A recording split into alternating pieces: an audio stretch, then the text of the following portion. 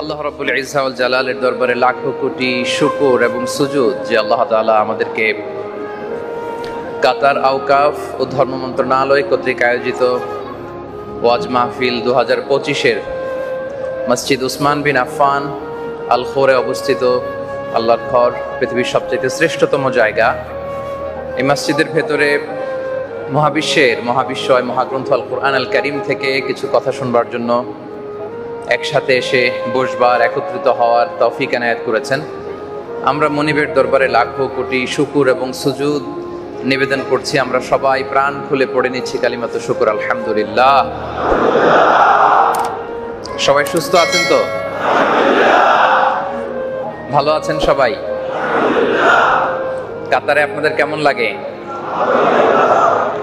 নাকি দেশের জন্য কষ্ট লাগে? হ্যাঁ, কষ্ট লাগে। দেশকে মিস করেন আপনারা? করেন না কারা কারা দেখি?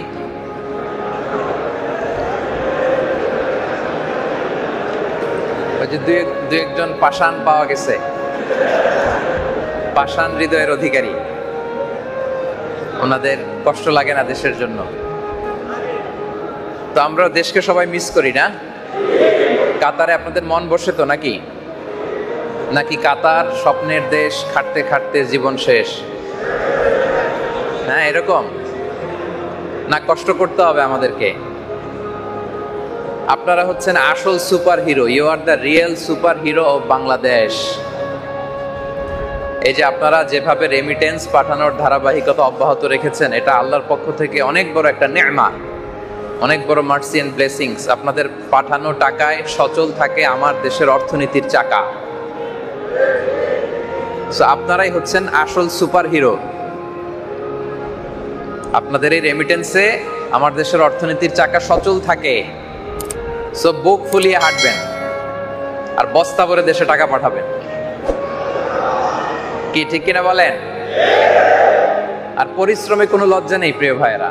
লজ্জা হচ্ছে অলসতায়, অকর্মণ্যতায়। পৃথিবীর সকল আম্বিয়া আলাইহিমুস সালাম ওনারা পরিশ্রমী ছিলেন। মা বাআসাল্লাহু নাবিয়্যান ইল্লা রাআল গানাম। আল্লাহর হাবিব সাল্লাল্লাহু আলাইহি ওয়া আলিহি ওয়াসাল্লাম ফরমান যে পৃথিবীতে এমন কোন নবী ছিল না যারা ছাগল চড়ায় নাই, মরুভূমিতে মেষ চড়ায় নাই, এমন কোন নবী দুনিয়াতে আসে নাই। ছাগল চড়িয়েছেন কারা কারা দেখি? ছাগল অভিজ্ঞতা আছে? ছাগল খুব জটিল প্রকৃতির একটা প্রাণী, কথা শুনতে চায় না। আর সব নবীদেরকে এই ছাগল চড়ানোর কাজে আল্লাহ তাআলা অ্যাসাইন করেছেন। সুবহানাল্লাহ। ছাগলকে দেখবেন ডানে টান দিলে কোন দিকে যায়? বায়ে টানলে, সামনে টানলে, পিছনে টানলে, এই যে একসাথে রাখা যায় না। সারা সপ্তাহ আপনি ব্যস্ত, ভাবলেন যে আজকে জুমাবার, আমিও গোসল করি, ছাগলটারও গোসল করাই। তা আপনি পুকুরে নামছেন ঠিকই, কিন্তু ওরে নামাতে পারবেন না। রশি ধরে যত টান দেন কি করে? শুধু পেছনের দিকে যায়।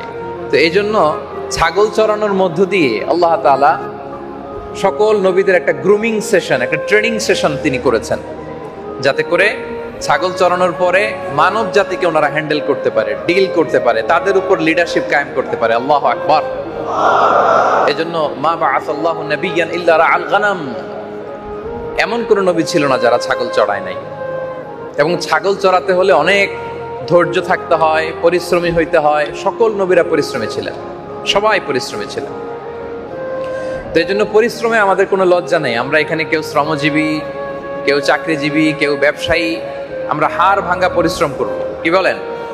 পরিশ্রমে কোনো লজ্জা আছে?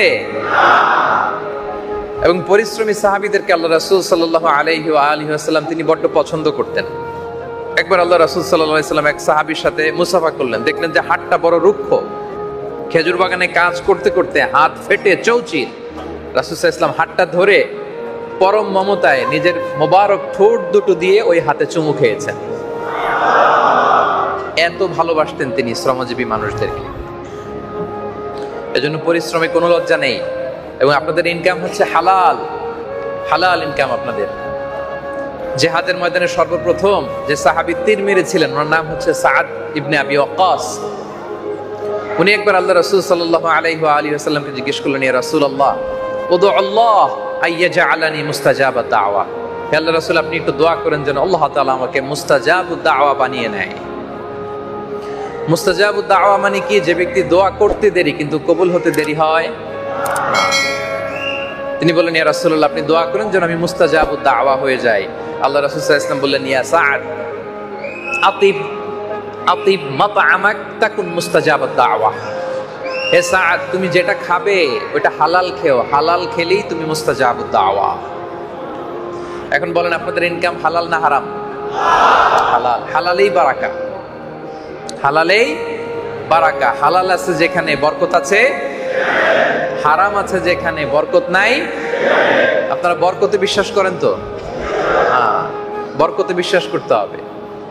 খাবারে যদি বরকত হয়, অল্প খেলেও এটাতে সুখ, শান্তি, প্রশান্তি, ঠিক কিনা বলেন? দেখবেন অনেকের অনেক ইনকাম, কোটি কোটি টাকা ইনকাম, হালাল হারাম ইচ্ছা মতো ইনকাম করে, কিন্তু একটা হসপিটালের বিল পরিশোধ করতে যে সে আবার ঋণ করা লাগে, এরকম আছে না নাই? কিন্তু আপনাদের উপার্জন হালাল, আপনারা দোয়া করলেই কবুল। এজন্য আপনাদের কাছে আমি খাস করে দোয়া চাই, আপনারা দোয়া করবেন আমাদের জন্য। কি করবেন তো? কি করবেন সবাই? আল্লাহ তাআলা আপনাদের সবাইকে ভালো রাখুন, সুস্থ রাখুন, ঈমানের সাথে রাখুন। আমরা পড়ি আমিন। কাতার খুব চমৎকার একটা দেশ। আমি ব্যক্তিগতভাবে কাতারকে খুব পছন্দ করি। কাতার গোটা উম্মাকে ধারণ করতে চায়। কাতার ফিলিস্তিন ইস্যুতে খুব সোচ্চার। মুসলিম উম্মার যারা মাজলুমিন আছে তাদের ব্যাপারে কাতার সোচ্চার। এজন্য কাতারকে আমি খুব পছন্দ করি। এটা আমার কাতারের তৃতীয় সফর। তো এরকম একটি চমৎকার মুসলিম দেশে আল্লাহ তাআলা আমাদের রিজিকের ব্যবস্থা করে দিয়েছেন, আলহামদুলিল্লাহ। এখানে না আসলে বাংলাদেশে আপনি কি করতেন? বাংলাদেশের চাকরির যে বেহাল দশা, হ্যাঁ, ব্যবসা বাণিজ্যের যে মন্দ অবস্থা, তার বিপরীতে এখানে আমরা অনেক ভালো আছি। কি বলেন? এজন্য শুকর গুজার হবেন। কি হবেন? শুকরিয়া করলে নেয়ামত বাড়িয়ে দেয় কে? লা ইন শাকারতুম লাযীদান্নাকুম ওয়া লা ইন কাফারতুম ইন্না আযাবি লাশাদীদ। যদি শুকরিয়া করো, আল্লাহ বলেন আমি নেয়ামত বাড়িয়ে দেব। আর যদি না শুকরি করো, অকৃতজ্ঞ হও, জেনে রাখো আমার শাস্তি বড্ড ভয়ঙ্কর। আমি আল্লাহ সব সময় ধরি না, ধরলে ধরে ধরে ধরে না, ধরলে আল্লাহ ছাড়ে না। এজন্য আমরা আল্লাহর পাকড়াওয়ের মধ্যে যেন না পড়ি, আমরা যেন শুকর গুজার হই। সুখে দুঃখে, কষ্টে আনন্দে সব সময় আমরা বলবো আলহামদুলিল্লাহ। সব সময় কি বলবো? পারবেন তো সবাই? সুখে দুঃখে সব সময় কি পড়বো? আলহামদুলিল্লাহ।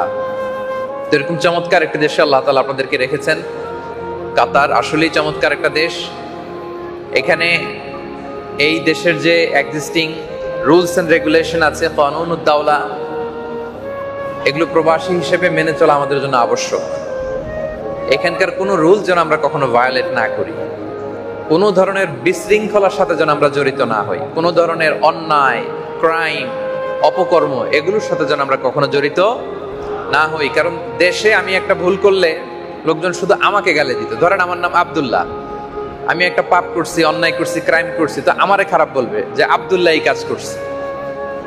কিন্তু কাতারে, বাংলাদেশের বাইরের কোনো দেশে যদি আপনি কোনো ক্রাইম করেন, অন্যায় করেন, রুল ভায়োলেট করেন, তখন শুধু আপনারে গালি দিবে না, আপনার লাল সবুজের পতাকাটারে গালি দিবে, গোটা বাংলাদেশকে গালি দিবে। দেশের বাইরে আমরা প্রত্যেকে এক একজন ambassador, we all are the ambassador of Bangladesh.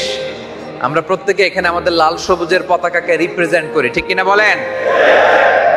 আমরা প্রত্যেকে এখানে আমাদের 56,000 বর্গ মাইলের প্রতিটা ইঞ্চি মাটিকে রিপ্রেজেন্ট করি।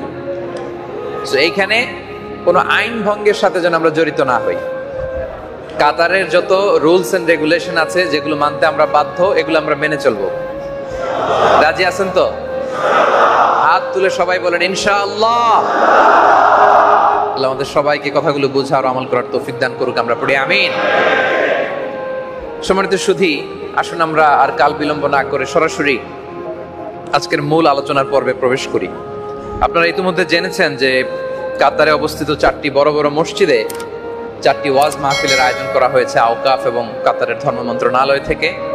তার সূচনা হয়েছে মূলত আজকের এই মসজিদের প্রোগ্রামের মধ্য দিয়ে। এবং ইতিমধ্যে আপনারা জেনেছেন যে একটা নির্ধারিত টপিকে আমাদেরকে আলোচনা করতে বলা হয়েছে। আমরা সেই টপিক নিয়েই আজকে এই চমৎকার সন্ধ্যায় কিছু আলোচনা রাখবার চেষ্টা করব ইনশাআল্লাহ বিইذنিল্লাহ। আমি দেখতে পাচ্ছি যে আপনারা অনেকেই মোবাইল এরকম ধরে রাখতে অনেক কষ্ট হয়ে যাচ্ছে আপনাদের, আমি বুঝতে পারতেছি। অনেকক্ষণ ধরে অনেকে অনেক কষ্ট করতেছেন। আমাদের ভাইও বললেন যে এই মোবাইলের দিকে আমরা বেশি মনোযোগ না দিয়ে আমরা যেন অনুষ্ঠানের দিকে, আলোচনার দিকে মনোযোগী হই। আমি আপনাদেরকে রিকোয়েস্ট করবো যে আমরা মোবাইলগুলো সবাই পকেটে রেখে দিব। আজকে খুব বেশি সময় আমার নাই, 1 ঘন্টা আলোচনার সময় দেওয়া হয়েছে, সম্ভবত 10 মিনিট কথা বলে ফেলছি, তার মানে only 50 minutes remaining. Within 50 minutes আমাকে এখান থেকে বিদায় নিতে হবে। সো সময়গুলো গুরুত্বপূর্ণ। আমি চাইবো যে মোবাইলে ভিডিও ধারণ করা, লাইভ করে দেশে দেখানো, আবার নিজের সেলফি তোলা, এগুলোতে আমরা সময় নষ্ট না করি। এরকম পরিবেশ সাধারণত আমাদের হয় না। আমি তো আপনাদেরকে এইভাবে পাইনি কখনো, আমাকেও তো আপনারা পাননি, ঠিক কিনা? এই যে একটা অফুরন্ত সুযোগ আসলো, আমরা আসেন brain two brain, 1-to-1 conversation করি। আমার দিকে তাকান, মোবাইলগুলো পকেটে। আমার জন্য বারবার বলতে না হয়, আমি একবারই আপনাদের কাছে খুব বিনীতভাবে বলতে চাই, কারা কারা মোবাইল ধরে রেখেছেন আমি দেখতে পাচ্ছি। একেবারে পিছনের দিকে মোবাইল ধরে রাখলে এখান থেকে দেখা যায়, আমরা উঁচুতে বসেছি তো দেখা যায়। তো এই 1 ঘন্টা আমরা একটু কোরআনের জন্য, ইসলামের জন্য 1-to-1 ব্রেন টু ব্রেন একটু কানেক্টিভিটি বাড়াই। আমাদের সংযোগায়নটা ব্রেন টু ব্রেন। আপনি যদি মনোযোগী হয়ে আমার দিকে তাকান, আমার কথা শোনেন, তাহলে আজকের এই টপিকের উপর কিছু কথা, মৌলিক কথা, যেটা হয়তো আমাদের জীবনকে পরিবর্তন করে দিতে পারে, এরকম কিছু কথা নিয়ে আমরা ফিরবো ইনশাআল্লাহ। তাহলে মোবাইল আর ব্যবহার করতেছি না তো আমরা, নাকি? কি কেউ করবো? না, করবো না। তাহলে আমরা মূল আলোচনায় চলে যাই প্রিয় ভাই। যে আপনারা মোবাইলগুলো পকেটে রাখবেন। এই যে মোবাইল ধরে রাখছে এক ভাই উপরে, পকেটে রাখেন মেহরবানি করে। Mobile should be in pocket, pocket mobile. জি মাশাআল্লাহ, এই তো খুবই সুশৃঙ্খল, কাতারের ভাইরা খুবই সুশৃঙ্খল মাশাআল্লাহ। আজকে যে টপিকটার উপর আমরা আলোচনা শুনবো সেটা হচ্ছে তাওহীদের গুরুত্ব এবং তাৎপর্য। তাওহীদ মানে হচ্ছে ওয়াননেস অফ গড, আমাদের স্রষ্টা, আমাদের রব, আমাদের মাবুদ, ইলাহ, উনি যে একজন, এক, অদ্বিতীয়, ইউনিক, অ্যাবসলিউটলি অ্যাবসলিউট। এই টপিকের উপর কিছু কথা শুনবো। আওয়াজ করে বলেন তো, আমাদের রব কয়জন? আঙ্গুলকে উঁচু করে বলেন, আমাদের রব কয়জন?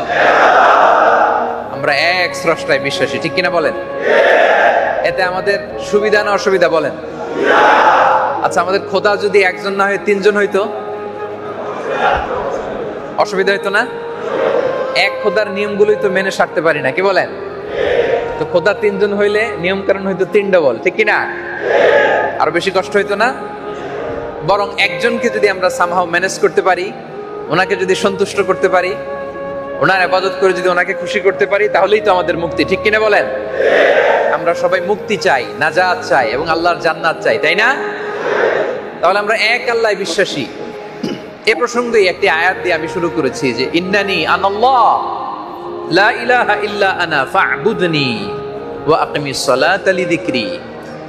মুসা আলাইহিস সালাম যখন মাদিয়ানের বর্ডার থেকে ইজিপ্টে ঢুকবেন, ঠিক ওই টাইমে আল্লাহ তাআলা চাইলেন যে এখন আমি মুসাকে নবী বানাবো। তো ফলে আল্লাহ তাআলা প্রত্যাদেশ করলেন, ইন্নানি আনাল্লাহ, হে মুসা আমি হচ্ছি আল্লাহ। আমি কি? লা ইলাহা ইল্লা আনা, আমি ছাড়া কোনো ইলাহ নাই। ওয়া আকিমিস সালাতা লিযিকরি, আমার স্মরণে সালাত কায়েম করো। তাহলে আল্লাহ নিজের পরিচয় দিচ্ছেন এই বলে যে আমি হচ্ছি আল্লাহ, ইন্নানি আনাল্লাহ। তাহলে আল্লাহর আসল নাম হচ্ছে আল্লাহ, যদিও আল্লাহর অনেক সুন্দর সুন্দর নাম আছে, কিন্তু আল্লাহর আসল নাম কি? এবং আল্লাহর নামটা আল্লাহ নিজেই রেখেছেন। কে রেখেছে? আপনার নাম কে রাখছে? ওই যে বলে আল্লাহ, ওনার নাম বলে আল্লাহ রাখছে। আপনার নাম কে রাখছে বলেন তো? আপনার বাবা কিংবা আপনার দাদা কিংবা নানা। আল্লাহর কি বাবা আছে? দাদা আছে? আল্লাহ বলেন লাম ইয়ালিদ ওয়ালাম, আমি জন্ম দেইও নাই আবার জন্ম নেইও নাই। আল্লাহু আকবার। তো আল্লাহর যেহেতু বাবা নাই, দাদা নাই, কেউ নাই, এজন্য আল্লাহ বলে আমার নামটা আমি আল্লাহ নিজেই রেখে দিয়েছি। ইন্নানি আনাল্লাহু লা ইলাহা ইল্লা আনা ফা'বুদনি ওয়া আকিমিস সালাতা লিযিকরি। নিশ্চয় আমি আল্লাহ, আমি ছাড়া কোনো ইলাহ নাই, আর আমার স্মরণে সালাত কায়েম করো। এই যে মোবাইল পকেটে রাখতে হবে, তা নাহলে বারবার আমাকে বলতে হবে। মোবাইল দেখলে আমি বলবো পকেটে রাখবেন। তাহলে আল্লাহ তাআলা তার নামটা নিজেই রেখেছেন। এবং আল্লাহ নামের মতো এত সুন্দর নাম পৃথিবীতে আর নাই, আছে? এই নামটা মহাবিশ্বের সব আল্লাহর প্রিয় ভাজন বান্দারা জপেছে, এই নামটা ধরেই তাকে ডেকেছে। এই নামটা আপনাদের কেমন লাগে বলেন? আল্লাহ নাম ধরে আল্লাহকে ডাকতে, তাকে স্মরণ করতে আপনাদের কেমন লাগে? আওয়াজ করে আল্লাহরা ডাকেন, বলেন আল্লাহ। প্রাণ ভরে, মন ভরে, হৃদয় নিংড়ানো মনের সবটুকুন ভালোবাসাকে উজাড় করে দিয়ে আপনার রবকে ডাকেন, বলেন আল্লাহ। আল্লাহ নাম যতই জপি ততই মধুর লাগে, নামে এত জাদু থাকে কে জানি তো আগে। আল্লাহ নাম যতই জপি, ও নাম জপে প্রিয়তম, ও নামে জপে মজনু সম, ওই নামে পাপিয়া গাহে হৃদয়ে গোলাপে বাগে। আল্লাহ নাম যতই জপি, সুবহানাল্লাহ পড়েন।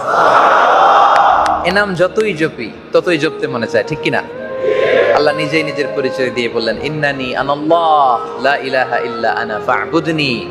আমি হচ্ছি আল্লাহ, আমি ছাড়া কোনো ইলাহ নাই, আমারই ইবাদত করো। এটাই হচ্ছে তাওহীদ। এটাই কি তাওহীদের মূল কথা? হচ্ছে আল্লাহ এক, তিনি অদ্বিতীয়, তিনি একমাত্র আমাদের সৃষ্টিকর্তা, তিনি আমাদের পালনকর্তা। উপাসনার সত্তা হিসেবে তিনি ছাড়া দ্বিতীয় কোনো সত্তা মহাবিশ্বে নাই, ঠিক কিনা বলেন? এটাই হচ্ছে তাওহীদ। আর সব নবীরা এই তাওহীদের দাওয়াত দিতেই জমিনে এসেছেন। পৃথিবীর সব আম্বিয়া আলাইহিমুস সালামের তিনটা দায়িত্ব দিয়ে আল্লাহ তাআলা পাঠিয়েছেন, যে তিনটা কাজ আপনাদের করতে হবে। ওনারা তাওহীদের পয়গাম পৌঁছিয়েছেন, রিসালাতের পয়গাম পৌঁছিয়েছেন, আখিরাতের পয়গাম পৌঁছিয়েছেন। এই তিনটা দায়িত্ব ছিল সব নবীদের মিশন। তার প্রথম মিশন হচ্ছে তাওহীদ। সকল নবীরা তার উম্মতের কাছে, তার কওমের কাছে এই দাওয়াত দিয়েছেন। তারা বলেছেন, ইয়া কওমি ইবুদুল্লাহ মা লাকুম মিন ইলাহিন গায়রু আফালা তাত্তাকুন। হে আমার জাতিগোষ্ঠীর লোকেরা, এক আল্লাহর ইবাদত করো, এক আল্লাহর ইবাদত করো, তিনি ছাড়া তোমাদের দ্বিতীয় কোনো ইলাহ নাই। এই দাওয়াত দেওয়ার জন্যই, জাতিকে রবের সাথে পরিচিত করে দেওয়ার জন্যই, জাতিকে আল্লাহর সাথে পরিচিত করে দেওয়ার জন্যই পৃথিবীতে নবীরা এসেছেন। সুবহানাল্লাহ পড়ো। সব নবীরা এই দাওয়াতটাই দিয়েছেন, এক আল্লাহর দাওয়াত। তো তাহলে তাওহীদের যে মূল কথা, মূল এসেন্স আমরা বুঝে গিয়েছি যে রব হিসেবে, মাবুদ হিসেবে, পালনকর্তা হিসেবে, সৃষ্টিকর্তা হিসেবে এক এবং একক সত্তাকে আমরা মানব। তিনি কে? এই তাওহীদের তিনটা ধরন আছে, তিনটা প্রকার আছে।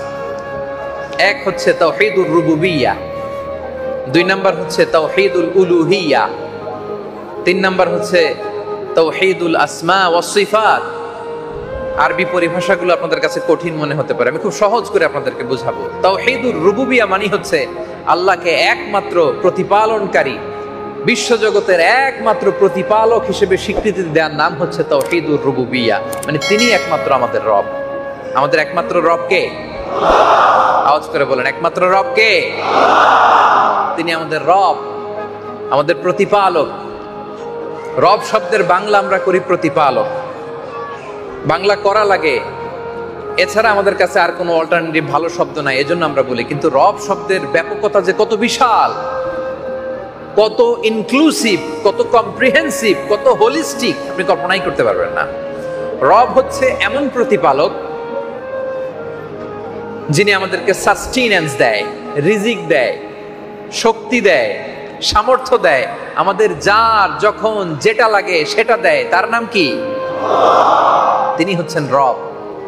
রব হচ্ছে এমন সত্তা, এই মহাবিশ্বের সবার, প্রত্যেকের, এটা পাখি হোক, পশু হোক, সাগরের অতল গহ্বরের মাছ হোক, অথবা মানুষ হোক, কিংবা জিন হোক, যার যখন যেটা যতটুকু লাগে তাকে তখন সেটা ততটুকু চাওয়ার আগেই যিনি দিয়ে দেয়, তার নাম রব। আল্লাহু আকবার। চাওয়ার আগেই দিয়ে দেয়, চাইতে হয় না। তার নাম কি? বলেন তো, আমরা মায়ের পেটে যে ছিলাম, আমাদেরকে রিজিকের ব্যবস্থা করেছে কে? ঠিক যেমন দরকার ওখানে অক্সিজেনের লাইন ছিল, খাবারের লাইন ছিল, পানির লাইন ছিল। আবার মায়ের পেট থেকে দুনিয়ায় আসলাম, তখন আবার অন্য পদ্ধতিতে মায়ের বুকের ভেতরে আল্লাহ তাআলা খাবারের ব্যবস্থা করে দিলেন। দেখেন, এক মুহূর্তের জন্য স্টপ নাই। এক মুহূর্তের জন্য আমাদের রিজিকের বন্দোবস্ত থেমে যায় নাই। মায়ের পেটের ভিতরে 8 মাস 9 মাস দিলেন, বেরোয়ার সাথে সাথে মায়ের বুকের ভেতরে দুধ খাওয়ার ব্যবস্থা করে দিলেন। ছোট যখন ছিলাম আমাদের দাঁত ছিল, দুধ খেতাম, সুজি খেতাম, পানি খেতাম, তো দাঁত লাগে না। বয়স যখন 4-5, এখন তো মাছ খাইতে হবে, গোশত চাবাইতে হবে, কুরবানির গোশত, হাড্ডি চিবাইতে হবে, এখন দাঁতের দরকার আছে না নাই? যখনই দাঁতের দরকার তখনই দাঁত দিয়ে দিলেন কে? দাঁতের জন্য আমরা অ্যাপ্লিকেশন করছিলাম আল্লাহর কাছে? আমার কাতার প্রবাসী ভাইয়েরা দাঁত চেয়ে আল্লাহর কাছে অ্যাপ্লিকেশন করছেন কে কে দেখি? করছেন কেউ? যখনই দাঁতের দরকার তখনই দাঁত দিলেন কে? আল্লাহু আকবার। তার মানে যার যখন যেটা যতটুকু লাগে তাকে তখন সেটা ততটুকু চাওয়ার আগেই যিনি দিয়ে দেয় তার নাম রব। আওয়াজ করে বলেন তার নাম কি? তিনি হচ্ছেন রব। পাখিগুলোর দিকে তাকান, পক্ষীকুল, সাগরের ভেতরে মাছের দিকে তাকান, মৎস্যকুল, যার যেটা লাগে যেভাবে লাগে পাখিগুলোকে রিজিক দেয় কে? প্রতিদিন সকালবেলা তাকদু খিমাসান তারুহু বিতানান। এই যে কোটি কোটি পাখি, আফ্রিকার জঙ্গলের কথা যদি চিন্তা করেন, কত হাজার লক্ষ লক্ষ কোটি পাখি সকালবেলা বেরোয় বাসা থেকে, বিকেলবেলা পাখিগুলোর ওদর পূর্তি করে আবার পাখিগুলোর বাসায় ফিরায় দেয় কে? তিনি রব। কত জাতের পাখি যা আছে, একটা পাখি আছে এটার নাম হচ্ছে হোমা বার্ড। কি নাম? হোমা বার্ড। এই পাখি একবার উঠতে আরম্ভ করলে টানা 6 মাস আকাশে উড়ে। কয় মাস? 6 মাস উঠতেই থাকে, ল্যান্ডিং করে না। এবং কোনো মা পাখি, গর্ভবতী পাখি যদি উঠতে থাকে, এটা ডিম পারে, ওই ডিম জমিনে পড়ার আগেই শূন্যের মধ্যে থাকতে ওই ডিম ফেটে বাচ্চা বের হয়ে ওইটা উঠতে আরম্ভ করে। দেখেন তার কিভাবে সার্ভাইভ করতে হবে, ওই পাখির কিভাবে চলতে হবে, তার জীবন ধরন কেমন, এগুলো সব কিছু শিখাই দিল কে? তিনি হচ্ছেন রব। যার যখন যেটা লাগে সেটা যিনি দেন। কত সুন্দর করে এই মহাবিশ্বকে তিনি আমাদের জন্য তৈরি করেছেন, কত চমৎকার করে জমিনটাকে ফ্ল্যাট বানিয়েছেন। দেখেন একই জমিন, একই মাটি, একই পটাশিয়াম, একই ফসফরাস, একই উপাদান, কিন্তু মাটির এইখানে যদি আপনি আমের বীজ দিয়ে দেন আম গাছ হয় মিষ্টি, আবার একই মাটির এই পাশে যদি তেঁতুলের বীজ দিয়ে দেন তেঁতুলের মধ্যে আবার টক। সুবহানাল্লাহ পড়েন। দেখেন এক ফলের স্বাদের সাথে আরেক ফলের মিল নাই, আছে? আমের যেই স্বাদ এটার সাথে তরমুজের মিল আছে? তরমুজের ভেতরে যেই টেস্ট এটার সাথে কলার কোনো মিল আছে? একটার ফ্র্যাগনেন্সের সাথে, একটার স্মেলের সাথে, একটার টেস্টের সাথে, একটার যে নিউট্রিশন ভ্যালু এটার সাথে আরেকটার কোনো মিল আছে? যেখানে যেটা যতটুকু আমাদেরকে লাগবে মুহূর্তে সেটা দিয়ে দেয় কে? আপনাদের এই আরব বিশ্বে যে উটগুলো আছে দেখবেন এগুলোর গায়ের মধ্যে বড় বড় পশম হয় না, কিন্তু স্ক্যান্ডিনেভিয়ান কান্ট্রিগুলোতে যেখানে বরফ, সারা বছর বরফ থাকে, ঠান্ডা হিমবাহ, প্রচন্ড ঠান্ডা, ওখানেও কিন্তু উট হয়। ওই উট আর এই উট একরকম নয়। ওই হিমবাহ এলাকার উটগুলো, ওগুলোর গায়ের মধ্যে বিশাল বিশাল পশম। প্রাকৃতিক ভাবে আল্লাহ তাআলা বিশাল কম্বল গায়ে দিয়ে ওকে দুনিয়াতে পাঠাইছে যাতে ওই স্ক্যান্ডিনেভিয়ান কান্ট্রির শীত ঠান্ডা তাকে কষ্ট না দেয়। চিল্লায় পড়েন আল্লাহু আকবার। তাহলে প্রতিটা প্রাণীর, প্রতিটা পাখির, প্রতিটা মাছের, প্রতিটা জীবের, প্রতিটা সৃষ্টির যার যখন যেটা লাগে চাওয়ার আগে যেই সত্তা দিয়ে দেয় তার নাম রব। ওই যে এরপরও কিছু ভাইরা মোবাইল দিয়ে ভিডিও করতেছে, এত বলার পরেও আরে ভাই আলোচনায় কোনো মনোযোগ নাই, কেউ মোবাইল বের করবেন না, মেহেরবানি করে আমার দিকে তাকান। তাহলে এই যে আল্লাহ তাআলা যে আমাদের প্রতিপালক, সব রিজিকের বন্দোবস্ত তিনিই করেন, তিনি ছাড়া দ্বিতীয় কোনো সত্তা আমাদেরকে বাঁচাতে পারেন না। এই যে চিন্তাটা, এই যে আইডিয়াটা, এটার নাম হচ্ছে তাওহীদুর রুবুবিয়্যাহ। বিশ্বজগতের একমাত্র প্রতিপালক হচ্ছেন আল্লাহ, তিনি আমাদের রব, তিনি আমাদের কি? এজন্য সূরাতুল ফাতিহাতে আমরা পড়ি, সবসময় এটাই পড়ি। সূরা ফাতিহার মধ্যে আপনি উদাহরণ পেয়ে যাবেন। আমরা পড়ি আলহামদুলিল্লাহি, আওয়াজ করে সবাই পড়বেন আলহামদুলিল্লাহি, প্রশংসা সেই আল্লাহর যিনি হচ্ছেন রব্বুল আলামিন, জগৎ সমূহের রব, জগৎ সমূহের রব। সবাইকে তিনি রিজিক দেন, সবাইকে তিনি বাঁচার জন্য যা দরকার দেন, তিনি হচ্ছেন রব। তিনি কি? রবটা আল্লাহর এত গুরুত্বপূর্ণ একটা নাম, এটার স্বীকৃতি নেয়া, অ্যাকনলেজমেন্ট নেয়া এত গুরুত্বপূর্ণ। এটা শুধু দুনিয়ার জীবনেই নয়, রুহের জগতেই এই রুবুবিয়াতের স্বীকৃতি দিয়ে আমরা পৃথিবীতে এসেছি। রুহের জগতে আল্লাহ তাআলা এরকম বিশাল রুহের জগতে কনফারেন্স করে একটা কভেনেন্ট করেছিলেন, চুক্তি আমাদের সাথে। তিনি জিজ্ঞেস করেছিলেন আলাস্তু বিরাব্বিকুম, আলাস্তু বিরাব্বিকুম, আমি কি তোমাদের রব নই? ক্বালু বালা শাহিদিনা, আমরা সবাই বলেছিলাম আল্লাহ তুমি আমার রব। কি বলেছিলাম? তাহলে রবের স্বীকৃতি দুনিয়াতে আসার আগেই, ঠিক কিনা বলেন? রুহের জগতে তিনি যে আমাদের রব, ওই রুবুবিয়াতের সাথে আমাদেরকে পরিচয় করে দিয়েছে কে? এই জন্য দেখবেন দুনিয়াতে আসার পরে কেউ যদি অমুসলিমও হয়, হিন্দুও হয়, বৌদ্ধও হয়, নাস্তিকও হয়, তার সামনে ইসলামকে যদি সুন্দরভাবে প্রেজেন্ট করা যায়, সে ইসলাম কবুল করে ফেলে। পশ্চিমা বিশ্বে দেখা যায় আধা ঘন্টার ছোট্ট একটা দাওয়া সেশন করলে ওই জায়গার মধ্যে দাঁড়িয়ে অনেক খ্রিস্টান পড়তেছে আশহাদু আল্লা ইলাহা ইল্লাল্লাহ ওয়া আশহাদু আন্না মুহাম্মাদুর রাসূলুল্লাহ। কারণ কি? এত দ্রুত কনভিন্স হয়ে যায় কেন? এর কারণ রুহের জগতে ইসলামের সাথে, রবের সাথে সে পরিচিত হয়ে এসেছিল। দুনিয়াতে যখন সুন্দরভাবে প্রেজেন্ট করা হয় তখন ইসলামকে তার বড্ড চেনা চেনা লাগে, ইসলামকে তার কাছে বড্ড আপন আপন লাগে। কারণ রুহের জগতে আমরা ওয়াদা দিয়ে আসছি, ক্বালু বালা, আমরা বলে এসেছিলাম আল্লাহ তুমি আমাদের রব, তুমি আমাদের। আবার কবরে যদি চলে যাই, কবরেরও প্রথম প্রশ্ন কি নিয়ে? আওয়াজ করে বলেন কি নিয়ে? কবরের প্রথম প্রশ্ন কি? মার রব্বুক, উত্তর কি? রব্বি আল্লাহ, আমাদের রব কে? আওয়াজ করে বলুন আমাদের রব কে? আল্লাহ আমারে রব, আল্লাহ আমারে রব, দমে দমে তনু মনে তারি অনুভব, আল্লাহ আমারে রব। তোমার দুনিয়াতে আমি যেদিকে তাকাই, অথই নেয়ামাতে ডুবে আছি সবাই। পাক পাখালির গানে শুনি তাসবিহ কল রব, তাসবিহ কল রব, আল্লাহ আমারে রব। তাহলে আমাদের রব কে? আলহামদুলিল্লাহি রাব্বিল আলামিন, প্রশংসা সেই আল্লাহর যিনি জগৎ সমূহের রব। এটা হচ্ছে তাওহীদুর রুবুবিয়্যাহ। একমাত্র প্রতিপালনকারী তিনি, বিশ্বজগতের একমাত্র প্রতিপালক তিনি, তার নাম হচ্ছে রব। তার নাম কি? রব। তাহলে প্রথম প্রকার বুঝে গেলাম তাওহীদুর রুবুবিয়্যাহ। ইজি না ব্যাপারটা? আচ্ছা, দুই নাম্বার হচ্ছে তাওহীদুল উলুহিয়্যাহ। ইলাহ হিসেবে, ইলাহ মানে আল মা'লুহ মানে মা'বুদ, ইবাদতের একমাত্র, ইবাদতের জন্য একমাত্র উপযুক্ত সত্তা হচ্ছেন আল্লাহ। আল্লাহ ছাড়া অন্য কারো ইবাদত করা যাবে না। এটাকে বলে তাওহীদুল উলুহিয়্যাহ। তিনি আমাদের একমাত্র ইলাহ।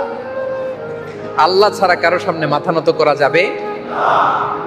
আল্লাহ ছাড়া কারো সামনে ফরিয়াদের দুই হাত উঁচু করা যাবে না। এই কনসেপ্টটার নাম হচ্ছে তাওহীদুল উলুহিয়্যাহ। ইবাদতের একমাত্র অধিকারী কে? সেজদা পাওয়ার একমাত্র অধিকারী কে? ফরিয়াদ যে আমরা করব তার জন্য একমাত্র উপযুক্ত সত্তা কে? আল্লাহ বলছেন ওয়া ইলাহুকুম ইলাহু ওয়াহিদ, তোমাদের ইলাহ বা মা'বুদ তিনি হচ্ছেন একজন। লা ইলাহা ইল্লাহু, তিনি ছাড়া কোনো ইলাহ নাই। হুয়ার রহমানুর রহিম, তিনি দয়াময়, তিনি মেহেরবান। সুবহানাল্লাহ। তাহলে আমরা চাইবো কার কাছে? ফরিয়াদ করব কার কাছে? মনের দুঃখ জ্বালা যন্ত্রণা পেশ করব কার কাছে? বিপদে পড়লে, কষ্টে থাকলে শেয়ার করব কার কাছে?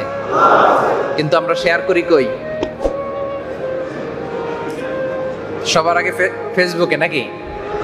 বিপদে পড়লেই শেয়ার করি কোথায়? বিপদে পড়লেই দেখবেন মোবাইল নিয়ে শেয়ার দিছি কই? কথা বলে না। আসলে আমরা শেয়ার করব কার সাথে? আমার স্ত্রীর সাথে শেয়ার করার আগে শেয়ার করব কার সাথে?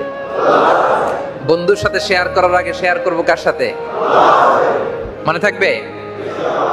কারণ তিনি আমার ইলাহ। একটু আগে তো গাইলেন আল্লাহ আমার রব, এই রবই আমার। উনি যদি সব হয় তাহলে আগে শেয়ার করব কার সাথে? ওয়া ইলাহুকুম ইলাহু ওয়াহিদ, তোমাদের ইলাহ এক, এক মা'বুদ, তার সামনে মাথা নত করো, ফরিয়াদির হাত তার সামনে উত্তোলন করো। ইদা সাআলতা ফাসআলিল্লাহ ওয়া ইদা ইসতাআনতা ফাসতাইন বিল্লাহ। যখন চাইবে আল্লাহর কাছে চাও, সাহায্য কামনা করলে আল্লাহর কাছে কামনা করো। কারণ আমার বিপদ আপদ এগুলো থেকে আমাকে মুক্ত করতে পারে কে? আর কোন সত্তা আমাকে সুস্থ রাখতে পারে? বিপদ থেকে উদ্ধার করতে পারে? বলেন পারে? আপনি বিপদে আছেন, কেউ রক্ষা করতে পারবে? আপনার ভিসা হয় না, এই ঝামেলা ওই ঝামেলা, আপনার বাঁচাতে পারে কে? আপনার সন্তান হয় না, আপনি নিঃসন্তান, তা আপনার সন্তান দিতে পারে কে? আপনার জীবনে সফলতা এনে দিতে পারে কে? মনে থাকবে এটা। এটার নাম হচ্ছে তাওহীদুল উলুহিয়া। ইলাহ, মোবাইল অফ, মোবাইল অফ, লুকিয়ে লুকিয়ে ভিডিও করে, মোবাইল অফ। আমার দিকে তাকান, আমার দিকে তাকান। এজন্য আল্লাহ তাআলা বলছেন ওয়াকাদা রাব্বুকা আল্লা তা'বুদু ইল্লা ইয়্যাহ ওয়া বিল ওয়ালিদাইনি ইহসান। আল্লাহর ফয়সালা হলো আল্লাহ ছাড়া কারো ইবাদত চলবে না। এখন যদি আপনি আল্লাহরও ডাকেন, আশেপাশে অন্য কাউরেও ডাকেন, হবে?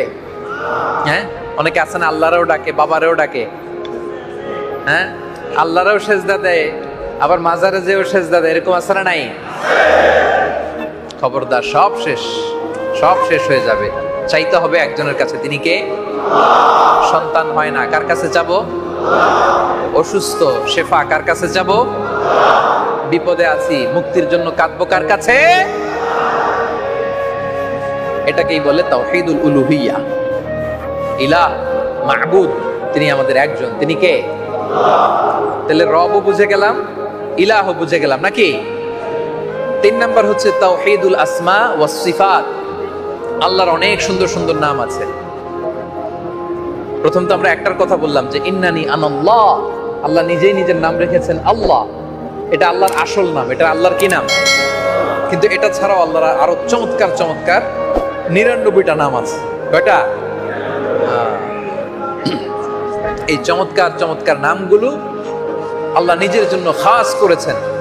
আল্লাহর এই সুন্দর নামগুলো, এগুলোতে বিশ্বাস করা, তার সুউচ্চ গুণাবলীতে বিশ্বাস করা, এবং এই নামগুলো যে শুধু তার জন্যই খাস, এগুলোতে বিশ্বাস করার নাম হচ্ছে তাওহীদুল আসমাই ওয়াস সিফাত। আল্লাহর চমৎকার চমৎকার নামগুলোর ব্যাপারে বিশ্বাস করা। সুবহানাল্লাহ পড়েন। আল্লাহ বলছেন ওয়ালিল্লাহিল আসমাউল হুসনা ফাদউহু বিহা। আল্লাহর অনেক সুন্দর সুন্দর নাম আছে, এগুলো ধরে তারে ডাকবেন। এজন্য দোয়ার সময় বলবেন ইয়া রহমান,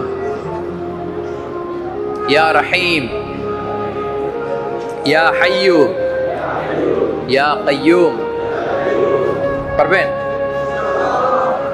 দোয়ার একটা আদব হচ্ছে আল্লাহর সুন্দর সুন্দর নামগুলো ধরে ডাকলে ওই দোয়া কবুল হয়। আমরা যে দোয়া করি, এই দোয়া কবুল হোক আমরা চাই কি চাই না? দোয়ার মধ্যে আবেগ জুড়ে দিতে হবে। হ্যাঁ, দোয়া should be emotional, not robotic দোয়া। আমাদের অনেকের দোয়া হচ্ছে রোবোটিক দোয়া, দোয়া করা লাগে তাই করি, এরকম আসলে নাই না। দোয়াতে আপনি চোখের পানি ফেলবেন।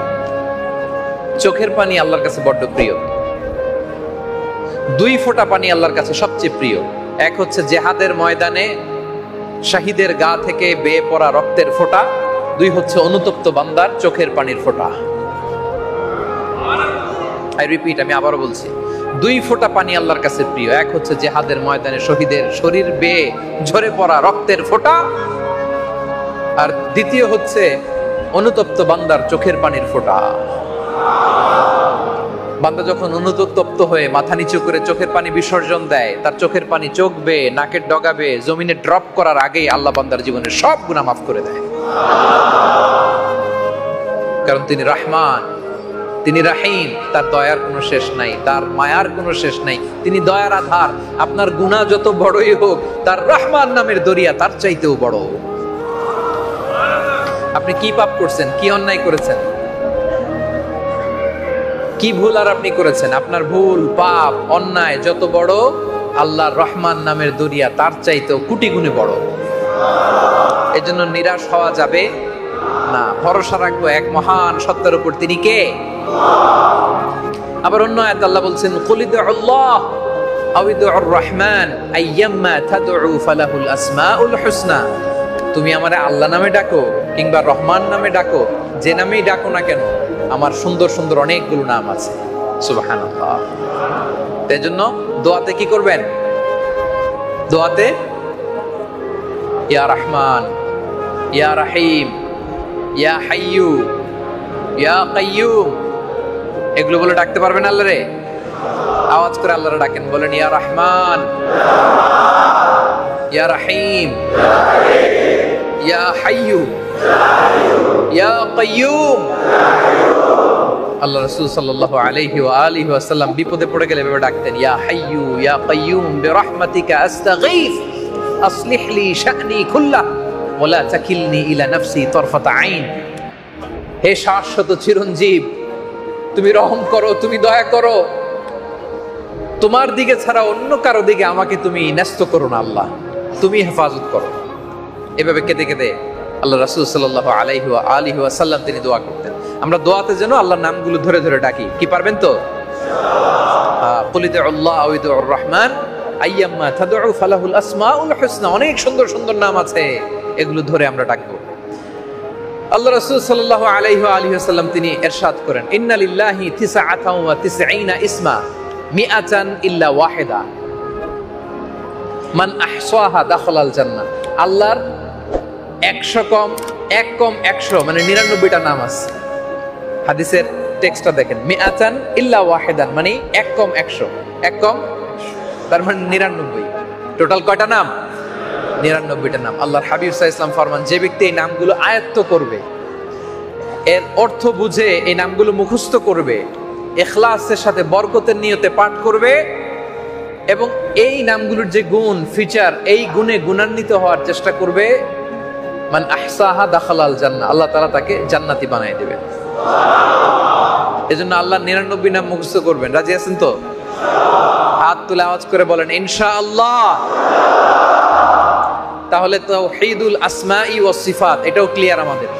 তাওহীদুর রুবুবিয়্যাহ আমরা বুঝলাম, তাওহীদুল উলুহিয়্যাহ আমরা বুঝলাম, তাওহীদুল আসমাই ওয়াস সিফাত এটাও বুঝছেন আপনারা? ক্লিয়ার তো? সবই তো বুঝে গেছেন। তাহলে রব হিসেবে আমরা মানি একজনকে, তিনি কে? আমাদের মাবুদ একজন, তিনি কে?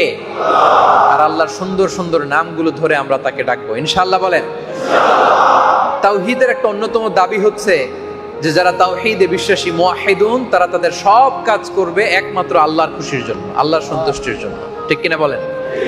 কার খুশির জন্য? আমরা দুনিয়ার কোনো সত্তাকে খুশি করতে চাই? দুনিয়ার কোনো সত্তাকে পরোয়া করি? তাওহীদের আদর্শে যে বিশ্বাসী, সে পৃথিবীর কোনো শক্তির সামনে মাথা নত করে না। তাওহীদের বাণী লা ইলাহা ইল্লাল্লাহ, এটা একটা বিপ্লবী বাণী। এটা কি বাণী? বিপ্লবী বাণী। এটা একবার যে ধারণ করে, পৃথিবীর কোনো শক্তির সামনে সে মাথা নত করে না। সে সবকিছু করে কার খুশির জন্য? কয়বার বলেছি তোমাকে মোবাইলটা বন্ধ করতে? আল্লাহ বলছেন, কুল ইন্না সলাতি ওয়া নুসুকিহি ওয়া মাহইয়ায়া ওয়া মামাতি লিল্লাহি রাব্বিল আলামিন। হে নবী, আপনি বলুন, আমার নামাজ, আমার হজ, আমার জীবন, আমার মরণ সবকিছু একজন সত্তার জন্য। তিনি কে? এই দোয়াটা আপনারা সানার সময় পড়বেন। সানাতে আল্লাহ রাসূল সাল্লাল্লাহু আলাইহি ওয়া আলিহি ওয়াসাল্লাম তিনি সানার সময় তাকবীরে তাহরিমার পরে অনেকগুলো দোয়া পড়তেন। এর মধ্যে এটাও পড়তেন, ইন্না সলাতি ওয়া নুসুকি ওয়া মাহইয়ায়া ওয়া মামাতি লিল্লাহি রাব্বিল আলামিন। তাহলে যারা মুওয়াহিদুন, তাওহীদে বিশ্বাসী, আল্লাহর একত্ববাদে বিশ্বাসী, আমাদের সালাত, আমাদের সিয়াম, আমাদের নামাজ, রোজা, জীবন মরণ কার জন্য? আওয়াজ করে সবাই বলেন নাই? সবকিছু হবে আল্লাহর জন্য। This is the concept of তাওহীদ। আমার প্রিয় কাতার প্রবাসী ভাইরা, এটাকেই বলে তাওহীদ।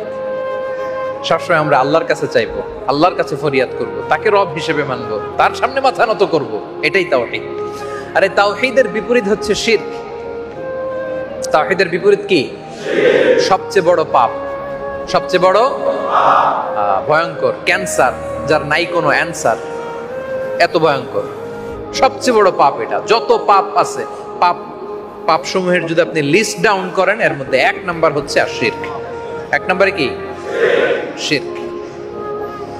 আল্লাহর সমকক্ষ কাউকে মনে করা,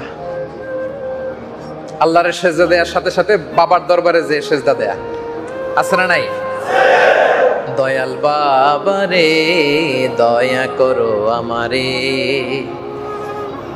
এটা বিশ্বাস সহ এই বাক্য বলা যাবে? বলতে হবে কি, দয়ালা আল্লাহ রে দয়া করো আমারে। বলেন, দয়াল। দয়া করবে কে? বিশ্বাসটা ক্লিয়ার না? এখন দেশে যাওয়ার পরে অন্যান্য কেউ কিছু বুঝালে আর বুঝবেন নাকি এই বিশ্বাস নিয়ে মরার আগ পর্যন্ত থাকবেন? কি থাকবেন তো? দয়া করবে কে? বাংলাদেশে কিন্তু ভয়ঙ্কর অবস্থা, উল্টাপাল্টা অনেক কিছু বুঝাবে আপনারে।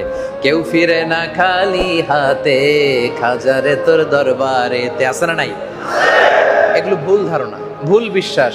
একজনের দরবার থেকে কেউ কোনোদিন খালি হাতে ফিরে না। কার দরবার? তাহলে বলতে হবে কি, কেউ ফিরে না খালি হাতে, আল্লাহরে তোর দরবারে তে। বলেন, কেউ ফিরে না। মনে থাকবে? আরো জোরে বলেন ইনশাআল্লাহ।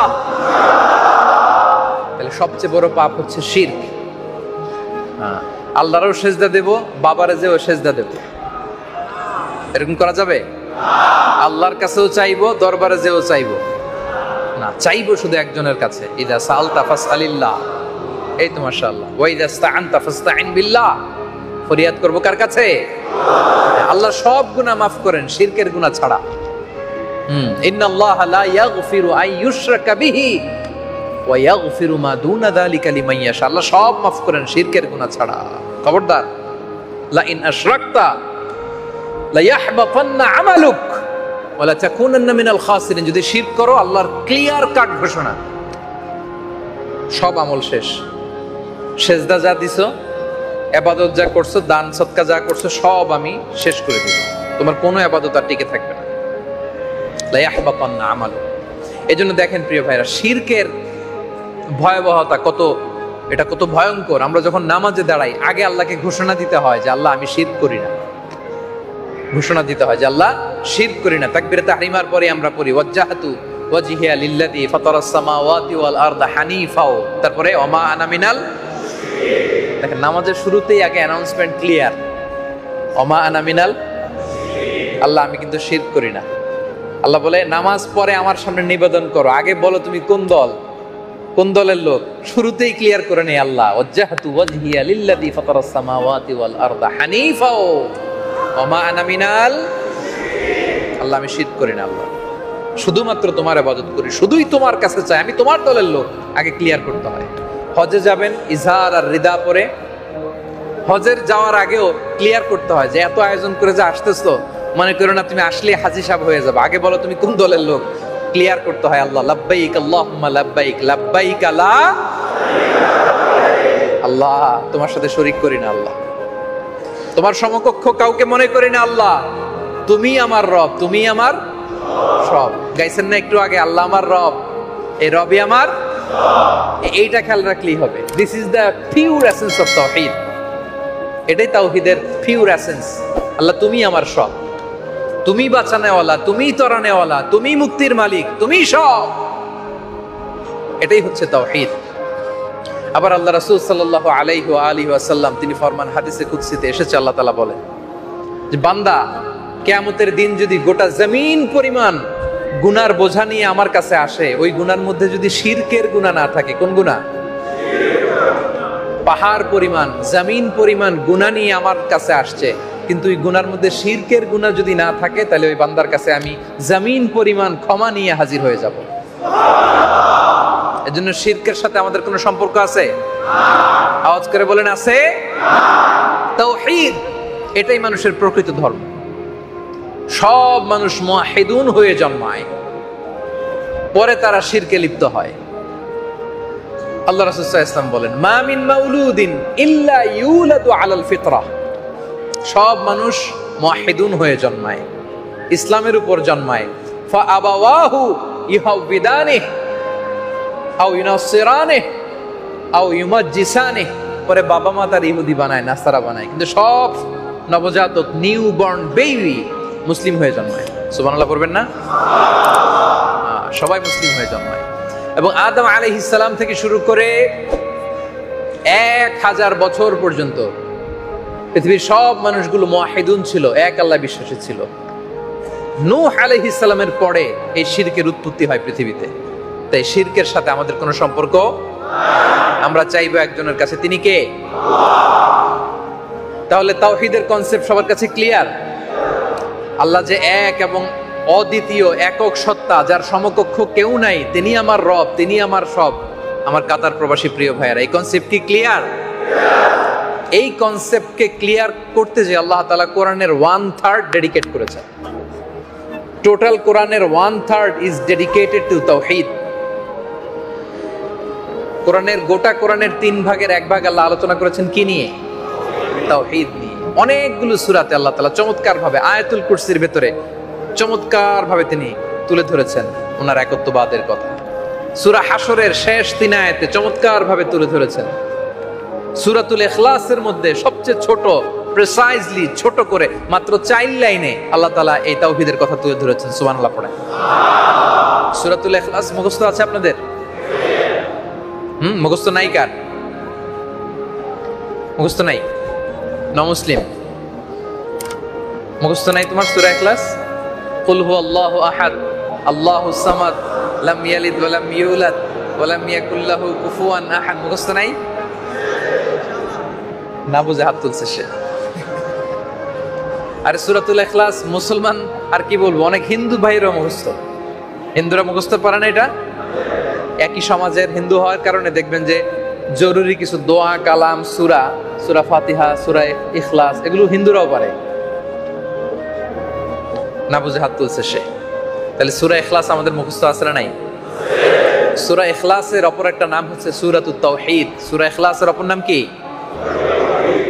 কারণ এখানে আল্লাহ তাআলা নিজের একত্ববাদের কথা তুলে ধরেছেন। খুব চমৎকার ভাবে আল্লাহ তাআলা সূরা ইখলাসের মধ্যে বলেছেন নিজের পরিচয়। এত শর্টলি, আমি তো অনেকগুলো জায়গার কথা বললাম, আরো অনেক সূরায় অনেক আয়াতে আল্লাহ তাআলা প্রিসাইজলি বলেছেন, কিন্তু সূরা ইখলাসের মধ্যে যত সহজে, যত সুন্দর করে, প্রিসাইজলি, মুখতাসার আল্লাহ তাআলা নিজের পরিচয় দিয়েছেন, কোরআনের আর কোথাও এরকম দেন নাই। সুবহানাল্লাহ পড়েন। মুখস্থ আছে না সবার? কুল হুয়াল্লাহু আল্লাহুস লাম ইয়ালিদ ওয়া লাম ইউলাদ ওয়া লাম ইয়াকুল লাহু। হে নবী আপনি বলুন, কুল হুয়াল্লাহু, আল্লাহ এক এবং অদ্বিতীয়। হে নবী আপনি বলে দেন আল্লাহ এক এবং অদ্বিতীয়। দেখছেন আল্লাহ যে এক এবং অদ্বিতীয়, তাওহীদের কত চমৎকার বিবরণ। আল্লাহুস সামাদ, আল্লাহ তাআলা অমুখাপেক্ষী, তিনি কারো প্রতি মুখাপেক্ষী নন। লাম ইয়ালিদ ওয়া লাম ইউলাদ, তিনি জন্ম কাউকে দেনও নাই, তিনি জন্ম নেনও নাই, কাউকে জন্ম দেনও। ওয়া লাম ইয়াকুল লাহু কুফুয়ান আহাদ, তার মতো, তার সমকক্ষ, তার সিমিলার কেউ নাই। তাহলে তিনি কার মতো? তিনি তার মতো। আল্লাহ কার মতো? আল্লাহ আল্লাহর মতো। কি চমৎকার! সুবহানাল্লাহ। লাইসা কামিসলিহি শাই, তার কোনো মিসল নাই, তার কোনো মাসাল নাই। তাহলে তিনি কার মতো? আওয়াজ করে উত্তর দিবেন, বলবেন যে তিনি তার মতো। আমি প্রশ্ন করি আবার, তাহলে তিনি কার মতো?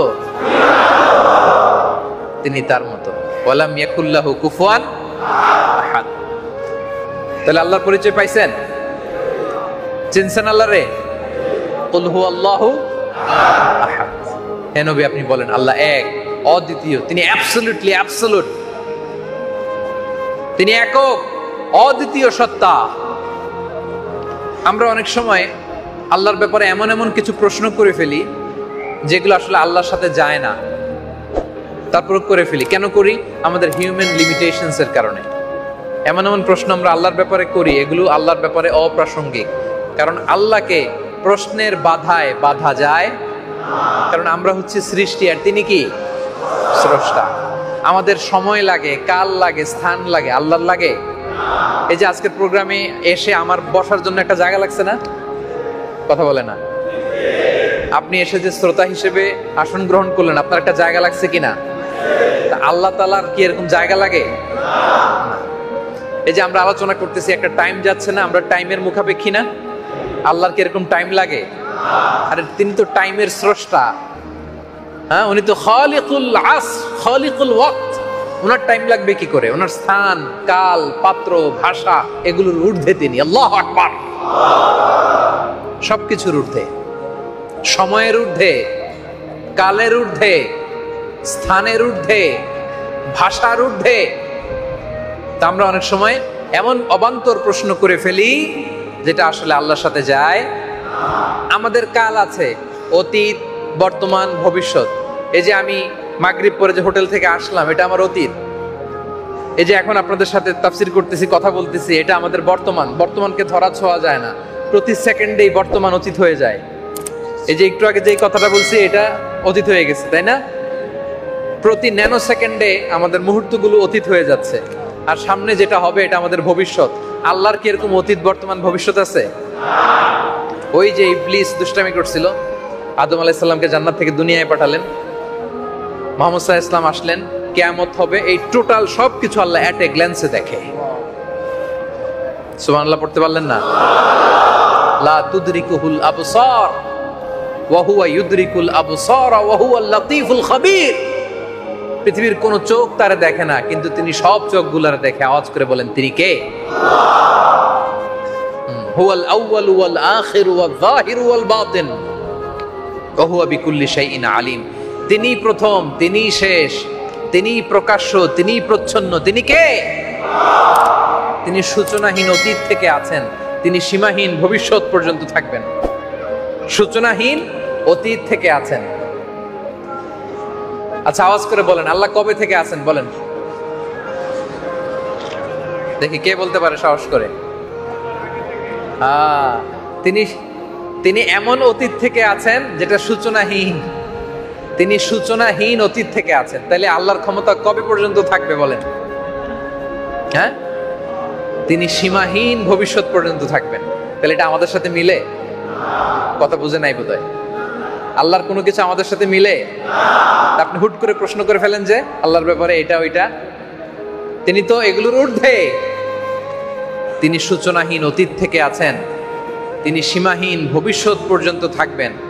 তিনি শাশ্বত, চিরঞ্জীব, অবিনশ্বর, প্রকাশ্য, প্রচ্ছন্ন। সুবহানাল্লাহ। এবং আল্লাহ যে আরশের উপরে আছেন, আরশের উপর যে তিনি সমাসীন, ওইখানে কোনো সময় নাই। ওইটা এমন জোন, এটা লা জামান লা মাকান। ওইখানে কোনো জামান নাই, ওইখানে কোনো মাকান নাই। ওইটার বিবরণ আমাদের ভাষা দিয়ে বর্ণনা করে এটা বোঝানো সম্ভব না। তো মক্কার কোরাইশরা আল্লাহ রাসূল সাল্লাল্লাহু আলাইহি ওয়াসাল্লামকে, আল্লাহকে আমাদের মতো সত্তা মনে করে প্রশ্ন করছিল যে মুহাম্মদ বাইয়িন লানা নাসাবা রাব্বিক। এ মুহাম্মদ, তোমার আল্লাহর নসবনামাটা একটু বলো। কারণ আরবরা নসবকে প্রিজার্ভ করতো, লিনিয়েজ, বংশ পরিক্রমাকে তারা মুখস্থ করতো, যেন তেন ভাবে না। শুধু আপনার নাম, আপনার বাবার নাম এতটুকু না, আপনার বাবা, আপনার দাদা, 14 পুরুষ মুখস্থ। দেখলেই মানুষ, দেখলেই তার নাম কি, তার বাবার নাম কি, দাদার নাম কি, কয় পুরুষ। শুধু মানুষই না, উট, উটের পায়ের ছাপ দেখে আরবরা জাহিলি যুগে উটের পায়ের ছাপ দেখে এই উটটা কোন বংশের, কোন গোত্রের, এই উটের মালিককে, তার বাবাকে, দাদাকে, 14 পুরুষ। সুবহানাল্লাহ কইতে পারলেন না? বংশকে তারা এইভাবে প্রিজার্ভ করত। তো তারা আল্লাহ তাআলাকে আমাদের মতো সত্তা মনে করে রাসূল সাল্লাল্লাহু আলাইহি ওয়াসাল্লামকে এসে বলে, ইয়া মুহাম্মদ বাইয়িন লানা নাসাবা রাব্বিক। তোমার রবের নসবনামাটা বলো তো, তোমার আল্লাহর বাবাকে, দাদাকে, এরকম 14 পুরুষ বলো। এই প্রশ্নের জবাবে আল্লাহ তাআলা এই সূরাটা নাজিল করেছেন, 4 লাইনের এই সূরা। যে নবী হে, তারা আমার নসবনামা জানতে চায়, তাদেরকে আপনি বলে দেন, কুল হুয়াল্লাহু আল্লাহুস সামাদ লাম ইয়ালিদ ওয়া লাম ইয়াকুল লাহু। হে নবী, আপনি তাদের মুখের সামনে স্পষ্ট করে দ্ব্যর্থহীন কণ্ঠে ঘোষণা করুন, কুল হুয়াল্লাহু আহাদ। হে নবী বলুন, আল্লাহ এক এবং অদ্বিতীয়, তার মতো কেউ হয় না। আল্লাহুস সামাদ, তিনি অমুখাপেক্ষী। লাম ইয়ালিদ ওয়া লাম ইউলাদ, জন্ম দেয়ও নাই, নেয়ও নাই। ওয়া লাম ইয়াকুল লাহু কুফুয়ান আহাদ, তার মতো কেউ নাই। আল্লাহু আকবার। মুশরিকদের আরেকটা গ্রুপ এসে আরেকবার প্রশ্ন করে, ইয়া মুহাম্মদ বাইয়িন লানা জিনসা রাব্বিক আহুয়া মিন যাহাব আও ফিদ্দা আও মিন খাশাব। মুহাম্মদ, তোমার আল্লাহ কিসের তৈরি? রূপার তৈরি, না সোনার তৈরি, না কাঠের তৈরি, বলো। তারা এসে যখন আল্লাহ রাসূল সাল্লাল্লাহু আলাইহি ওয়াসাল্লামের কাছে প্রশ্ন করছে, তোমার আল্লাহ কি দিয়ে তৈরি, তখন আল্লাহ তাআলা এই সূরাটা নাজিল করেন যে, নবী হে, আপনি স্পষ্ট করে আমার পরিচয় তুলে ধরুন আর বলুন, কুল হুয়াল্লাহু আল্লাহুস লাম ইয়ালিদ ওয়া লাম ইয়াকুল লাহু, নবী স্পষ্ট করে বলে দেন কুল হুয়াল্লাহু আহাদ আল্লাহুস সামাদ লাম ইয়ালিদ ওয়া লাম ইউলাদ ওয়া লাম ইয়াকুল লাহু কুফুয়ান আহাদ। আমি তাদের মতো নই, জন্ম দেইও নাই, নেইও নাই, কারো প্রতি আমি মুখাপেক্ষী নই, আমি এক অদ্বিতীয়, আমার মতো কেউ নাই। আল্লাহু আকবার।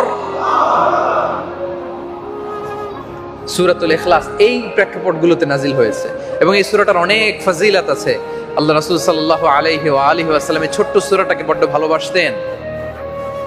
তিনি ফজরের 2 রাকাত সুন্নতের দ্বিতীয় রাকাতে, মাগরিবের 2 রাকাত সুন্নতের দ্বিতীয় রাকাতে এই সূরা ইখলাস পড়তেন। বিতরের সালাতের তৃতীয় রাকাতে তিনি সূরা ইখলাস পড়তেন। তাওয়াফ শেষে 2 রাকাত নামাজ পড়া সুন্নাহ। রাসূল সাল্লাল্লাহু আলাইহি ওয়াসাল্লাম তাওয়াফের শেষে যে 2 রাকাত নামাজ, তার প্রথম রাকাতে সূরাতুল কাফিরুন, দ্বিতীয় রাকাতে সূরা ইখলাস পড়তেন। সুবহানাল্লাহ। পড়েন তো আপনারা এই সূরাটা। এই সূরাটা রাসূল সাল্লাল্লাহু আলাইহি ওয়াসাল্লামের ডেইলি ওয়াজিফা ছিল।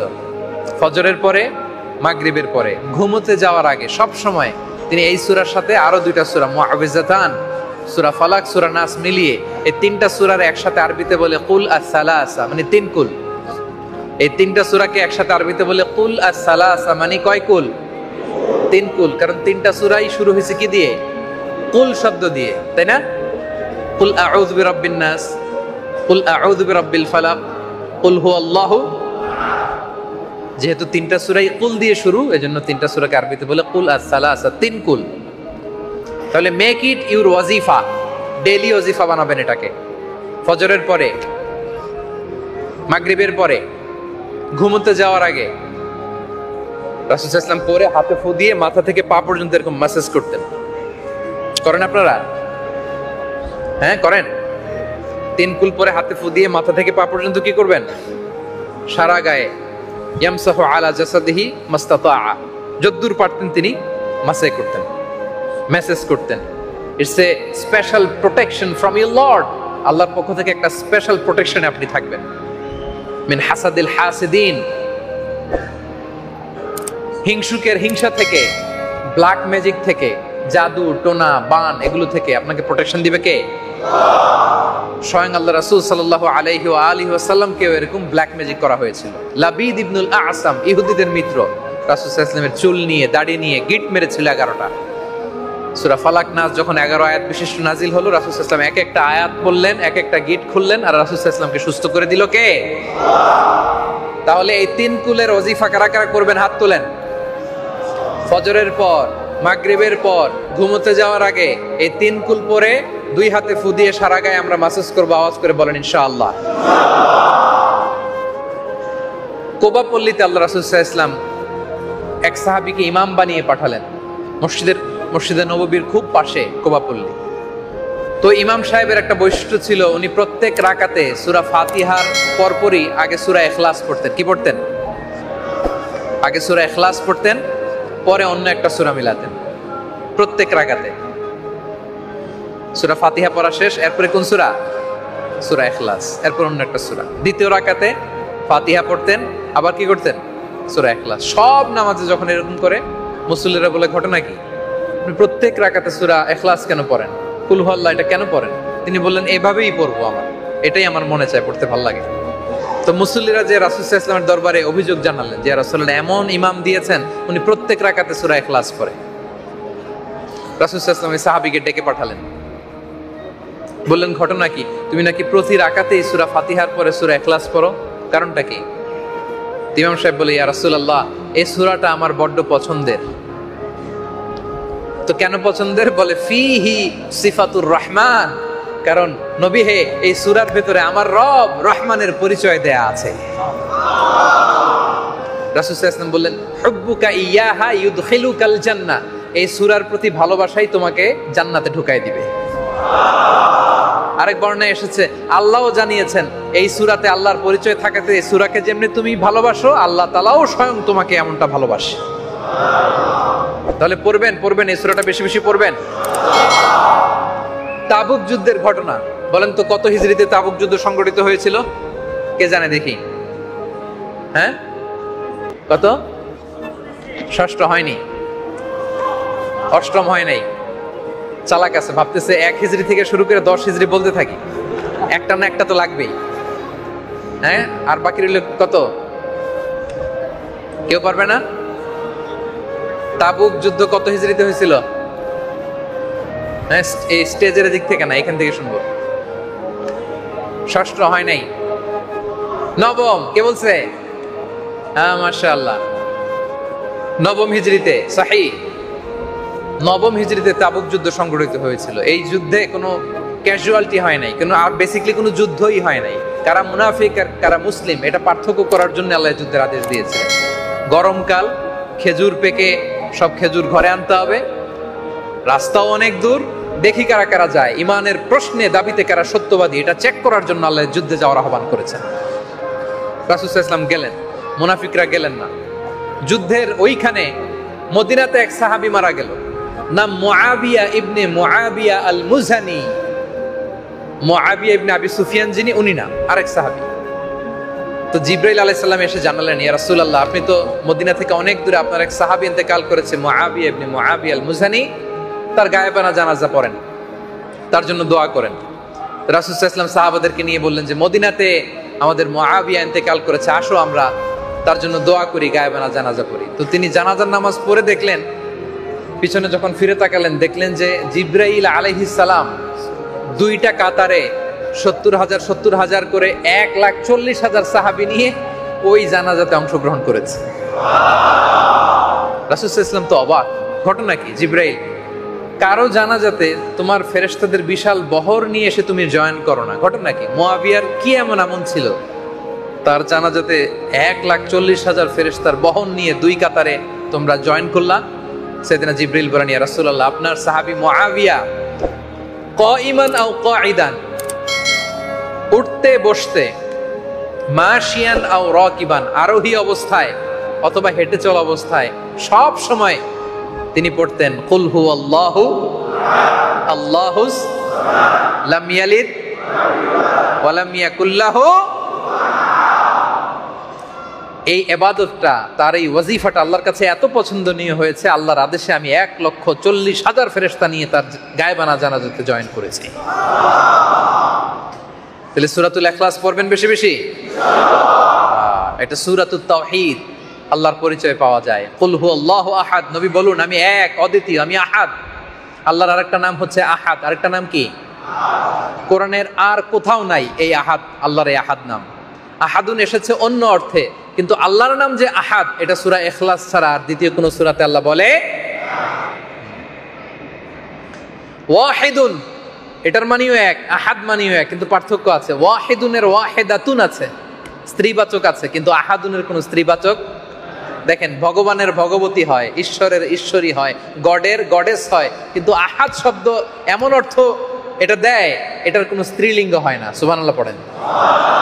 এবং সাইয়েদনা বেলাল ইবনে রাবাহ রাদিয়াল্লাহু তাআলা আনহুকে যখন উমাইয়া ইবনে খালাফ অত্যাচার করছিল, টর্চার করছিল, ফিজিক্যালি এন্ড মেন্টালি টর্চার, মরুভূমিতে শুইয়ে বুকের উপরে পাথর চাপা দিয়েছিল, গলা দিয়ে আর কোনো শব্দ বের হয় না, ওই অন্তিম মুহূর্তে সাইয়েদনা বেলাল রাদিয়াল্লাহু তাআলা আনহু আল্লাহর এই নামটা জপেছিলেন। তিনি বলছিলেন আহাদ আহাদ আহাদ, আল্লাহু আকবার। এটা আল্লাহর চমৎকার একটা নাম। রাসূল সাল্লাল্লাহু আলাইহি ওয়াসাল্লামকে আল্লাহ অর্ডার করলেন, হে নবী আপনি বলুন কুল হুয়াল্লাহু আহাদ, নবী আপনি বলুন আল্লাহ এক, অদ্বিতীয়, অ্যাবসলিউটলি অ্যাবসলিউট, তার সমকক্ষ সত্তা মহাবিশ্বের দ্বিতীয় কেউ। আল্লাহুস সামাদ, সামাদ মানে মানতাহা ইলাইহি সুদাদ ওয়া শারাফ, যার মর্যাদা, যার স্ট্যাটাস এত আকাশচুম্বী, অন্য কোন সত্তার মর্যাদা এত উঁচুতে যেতে পারে। তিনি হচ্ছেন সামাদ, অমুখাপেক্ষী, তিনি কারো প্রতি ঠেকা না, কিন্তু গোটা জগৎ তার কাছে ঠেকা। ঠিক কিনা বলেন? আমরা বিপদে পড়লে আল্লাহর কাছে চাই, আল্লাহর কারো কাছে চাওয়া লাগে? আমাদের যার যা দরকার সবও যদি আল্লাহ দিয়ে দেয়, আল্লাহর কোনো কমতি ঘাটতি হবে? আল্লাহ বলেন ইয়াবনা আদম লাউ আন্না আউওয়ালাকুম ওয়া আখিরাকুম ওয়া ইনসাকুম ওয়া জিন্নাকুম কামু আলা সাঈদিন ওয়াহিদ, তোমরা সবাই যদি এক প্রান্তরে দাঁড়িয়ে যাও, সবাই, আর যার যা লাগবে চাইতে থাকো, যার যা দরকার চাইতে থাকো, তোমাদের সবার যা দরকার আমি যদি আল্লাহ সব দিয়েও দেই, আমার ধনভাণ্ডারের 1 ইঞ্চিও কমবে না। আল্লাহর ধনভাণ্ডারের 1 ইঞ্চিও কমবে? গোটা বিশ্ব তার দিকে হাত তুলে ফরিয়াদ করে, তার কাছে ঠেকা, কিন্তু তিনি কারো কাছে ঠেকা। তিনি হচ্ছেন সামাদ। তিনি কি? লাম ইয়ালিদ ওয়া লাম ইউলাদ। তিনি জন্ম দেনও নাই, জন্ম নেনও নাই। এরকম সত্তা আর পৃথিবীতে আছে? জন্ম দেয়ও নাই, জন্ম নেয়ও নাই, না। তিনি এক, অদ্বিতীয়। তিনি কে? তিনি জন্ম দেন নাই, তিনি জন্ম নেন নাই। Mobile off. এমন সত্তা, তিনি জন্ম দেনও নাই, জন্ম নেনও নাই। আপনারা আবু বকর আল বাকিল্লানি ইরাকের একজন বিখ্যাত ফাইলাসুফ, দার্শনিক, স্কলার ছিলেন। কেউ নাম শুনছেন? নাম শুনছেন কেউ? আপনার কি বোরিং হচ্ছেন? হ্যাঁ, ক্লান্ত লাগতেছে? শেষ করে দিব না আর 2-3 মিনিট শুনবেন? হ্যাঁ, আর 5 মিনিট? আচ্ছা, ইনশাআল্লাহ। আমার দিকে তাকান, আমার দিকে তাকান। আবু বকর আর বাকিল্লানি অনেক বড় দার্শনিক ছিলেন, ইরাকের বিখ্যাত দার্শনিক। তার একটা ঘটনা বলে শেষ করি। তার সাথে যখন খ্রিস্টানদের বহস হতো, আর্গুমেন্ট হতো, কোনো খ্রিস্টান তার সাথে পারতো না। তো খ্রিস্টানরা একবার তারে বলে, আবু বকর, তোমরা মুসলমানরা বড় রেসিস্ট, তোমরা আমাদের খ্রিস্টান মেয়েদেরকে বিয়ে করো, ইহুদিদের মেয়েদেরকে বিয়ে করো, কিন্তু তোমাদের মেয়েদেরকে আমাদের কাছে বিয়ে দাও না। আহলে কিতাব, প্রকৃত অর্থে যদি আহলে কিতাব হয়, প্রকৃত আহলে কিতাব যদি হয়, শর্ত সাপেক্ষে মুসলিম ছেলে আহলে কিতাব মেয়েকে বিয়ে করতে পারে। মানে খ্রিস্টান বা ইহুদি প্রকৃত অর্থে যদি আহলে কিতাব হয়, কিছু শর্ত সাপেক্ষে মুসলিম ছেলেরা তাদের বিয়ে করতে পারে, কিন্তু অমুসলিম কোনো পুরুষ বা ছেলে মুসলিম মেয়েকে বিয়ে করতে পারে। তো এই কথা বলে ওই খ্রিস্টান বলে যে, তোমরা বড় রেসিস্ট, আমাদের মেয়ে নাও, কিন্তু তোমাদের মেয়ে আমাদেরকে দাও না। দেখেন কি চমৎকার উত্তর তিনি দিলেন। উনি বললেন, কেন এটা করি না জানো? এর কারণ হচ্ছে, আমরা তোমাদের নবী মুসা আলাইহিস সালামকে মানি, আমরা তোমাদের নবী ঈসা আলাইহিস সালামকে মানি। আর ঈসা আলাইহিস সালামের মা ম্যারি, মানে মারিয়ামের নামে তো গোটা একটা সূরাই আল্লাহ কোরআনে দিয়েছেন। তো তোমাদের নবীদেরকে মানি, এজন্য তোমাদের মেয়েদেরকে বিয়ে করতে পারি। আর তোমরাও যদি আমাদের নবী মুহাম্মদ সাল্লাল্লাহু আলাইহি ওয়াসাল্লামকে শেষ রাসূল হিসেবে মানো, মুসলমান হয়ে যাও, তাহলে আমাদের মেয়েকেও তোমরা বিয়ে করতে পারবে। তোমরা মুহাম্মদ সাল্লাল্লাহু আলাইহি ওয়াসাল্লামকে মেনে নাও, মুসলিম হয়ে আমরা ভাই ভাই হয়ে যাই, আমাদের মেয়েদেরকে তোমাদের ঘরে পাঠিয়ে দিব। আল্লাহু আকবার। তো ওনাকে একবার মুসলিম বাদশাহ, ইরাকের বাদশাহ, উনি পাঠাবেন কনস্টান্টিনোপলে, মানে রোমান সাম্রাজ্যের ডিবেট করার জন্য। মোবাইল পকেটে, মোবাইল। কনস্টান্টিনোপলে পাঠাবে। এই ঘটনাটা বলে আজকে শেষ করে দেবেন ইনশাআল্লাহ। তো উনি যে কত বড় এরকম তর্ক বাগিশ, ওনার এক একটা যুক্তির সামনে যে বড় বড় দার্শনিকরা ধরাশায়ী হয়, বড় বড় দার্শনিক যে ধরাশায়ী হয়, এটা সবাই জানে। তো রোমান সম্রাট প্ল্যান করতেছে কি করা যায়। কি এদের সমস্যা কি? এত বলার পর মোবাইল বের করা লাগে কেন তোমাদের? হ্যাঁ, রোমান সম্রাট প্ল্যান করতেছে যে আবু বকর আল বাকিল্লানি যদি আমাদের এখানে আসে, ওরে হারানো তো এত সোজা না, কি করা যায়। তো তারা প্ল্যান করতেছে যে খ্রিস্টান বাদশার দরবারে যখন কেউ আসে, তখন তারা কুর্নিশ করে আসে। কুর্নিশ মানে বোঝেন আপনারা? কুর্নিশ মানে কি? মাথা নিচু করে আসে। তো খ্রিস্টান বাদশা প্ল্যান করতেছে যে আবু বকর আর বাকিল্লানি, ও যেই চালাক, ও তো জীবনে আমার কুর্নিশ করবে না, কি করা যায়। তো তার এক চালাক ওয়াজির, সে প্ল্যান করে বলে, একটা কাজ করি। কি কাজ? বলতেছে, রাজ দরবারে ঢুকার সময় তার জন্য একটা স্পেশাল গেট বানাবো, আর গেটটা বড় করবো না যে সিম্পলি সে ঢুকে যাবে, গেটটা হাফ বানাবো। কি বানাবো? তো হাফ গেট দিয়ে যদি কেউ ঢুকে, কেমনে ঢুকে? এইভাবে মাথা নিচু করে, কুর্নিশ করে তো ঢুকা লাগবে নাকি? রাজা বলে, চমৎকার বুদ্ধি তো, তার জন্য একটা হাফ গেট বানাও, আর সবাই তোমরা ওইটা দিয়ে ঢুকবা কুর্নিশ করে করে, সেও বাধ্য হয়ে ঢুকবে। আপনারা শুনতেছেন? মনোযোগ আছে না গেছে? এক কাজ করো, হাফ গেট, ওই গেট দিয়ে সবাই ঢুকবা, মাথা নিচু করে তোমরাও ঢুকবা, আর আবু বকর আল বাকিল্লানি বাধ্য হয়ে ঢুকবে। ও ঢুকবে না মানে বাধ্য হয়ে ঢুকবে। ঠিক আছে, যেই প্ল্যান ওই কাজ। এবার মেসোপটেমিয়া থেকে কনস্টান্টিনোপল গেল, মানে ইরাক থেকে তুরস্কে গেল, রোমান এম্পায়ারের কাছে আবু বকর আল বাকিল্লানি। তো যাওয়ার পরে অন্যান্যরা সবাই ওই ছোট্ট গেট দিয়ে এরকম মাথা নিচু করে করে ঢুকতেছে। এই দৃশ্য দেখে উনি বুঝে ফেলছে যে তুমি তো বিশাল চালাকি করতেছো আমার সাথে। আবু বকর আল বাকিল্লানি বলে, এটা এরকম গেট তো দুনিয়াতে কোথাও দেখি না, যে গেট থাকবে একটা এরকম হাফ যেটা দিয়ে মাথা নিচু করে ঢুকতে হবে। উনি কি করলেন, সবাই ঢুকার পরে মাথা নিচু করেই ঢুকলেন, তবে উল্টা হয়ে, মানে তার পিঠটা নিতম্বটা রাজার দিকে করে উল্টা হয়ে ঢুকছেন। কথা বোঝেন নাই বোধহয়?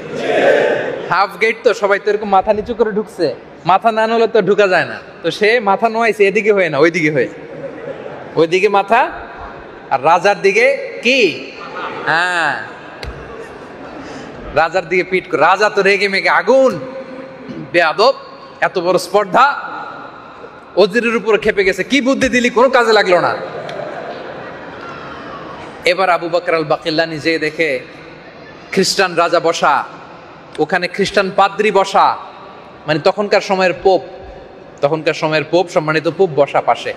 তো উনি ঢুকেই যে জিজ্ঞেস করতেছে, ইয়া কাহানাতুল মা'বাদ কাইফাল হাল কাইফাল যাওজ কাইফাল আওলাদ।